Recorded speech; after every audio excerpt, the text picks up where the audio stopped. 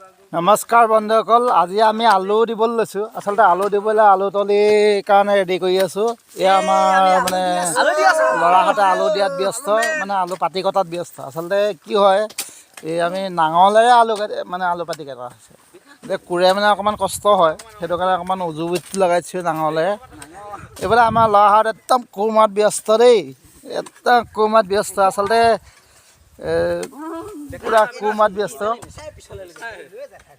ল'ৰাহঁতক শিকাইছোঁ আচলতে আলু খেতি কেনেকৈ কৰে। এতিয়া আলু খেতি কৰিবলৈ শিকোৱা হৈছে।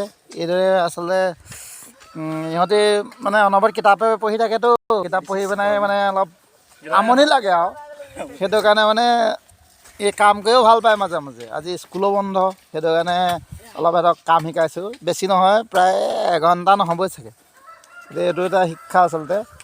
আমাৰ আজিকালি মানে যুৱচামে কি কৰিছে, যুৱ সমাজে শিক্ষিত বুলি আচলতে খেতি কৰিবলৈ লাজ কৰে। সেইটো হৈছে মানে নিজৰ ঘৰত খেতি নকৰাৰ কাৰণে হয়তো দিনে দিনে শাক পাচলিৰ দামবিলাক বাঢ়ি গৈছে। অন্ততঃ আমি নিজে যদি খেতিডৰা নিজে ঘৰতে কৰি খাওঁ, অন্ততঃ কিনাৰ পৰা হাত হৈ পাৰিম। মানে যিটো দৰত আচলতে শাক পাচলিৰ দাম বাঢ়িছে, তাৰ পৰা হাত হৈ পাৰিম। আচলতে খেতিটো আচলতে আমি কৰিব লাগে। ধান খেতিয়েই হওক, বাম খেতিয়েই হওক। আমি যিহেতু কৃষিজীৱী মানুহ, গাঁৱত বাস কৰা মানুহ, গাঁৱলীয়া মানুহ, খেতি কৰিলে আমাৰ বহু উপকাৰ হয়।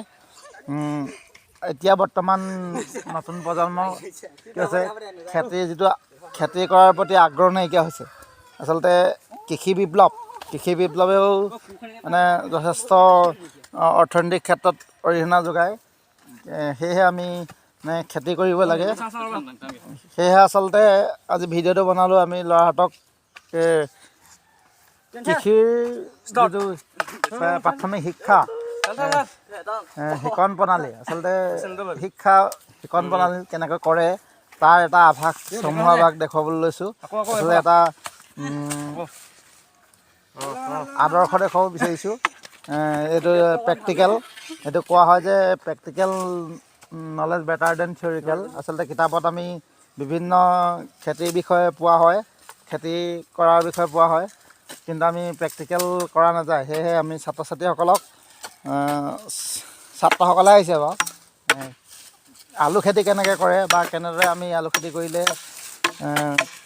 উপকৃত হ'ব পাৰিম বা স্বাৱলম্বী হ'ব পাৰিম অদূৰ ভৱিষ্যতে, তাৰ বিষয়ে আমি অকণমান আভাস দিয়াৰ চেষ্টা কৰিলোঁ। আশা কৰোঁ আপোনালোকৰ